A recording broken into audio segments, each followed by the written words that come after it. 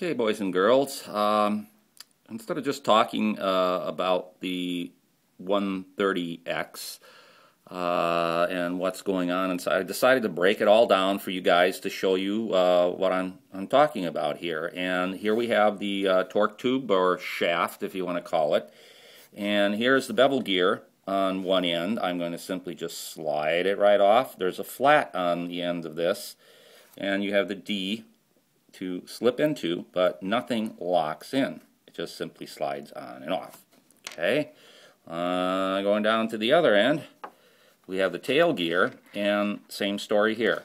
This simply just slides off, or here you play around with the camera at the same time, slides back on. I can push it on, but nothing locks. It just slides onto the shaft, and that's it.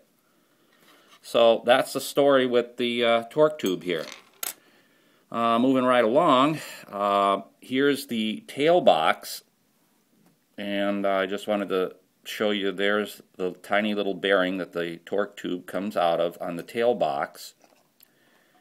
And then on the front end with the frame split, here you can see the other bearing that sits in the frame here, the tiny little bearing, hopefully, light being what it is, right there, and then of course the boom goes down here. And then lastly to share, I hope that it's going to show here, is the boom itself is not just a square piece of CF tube, it is a square tube with a round hole in the end of it that goes all the way down.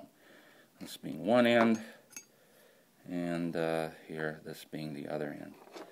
So there you go. You've got some images at least to confirm what I was talking about, and that there are no locking aspects to the torque tube.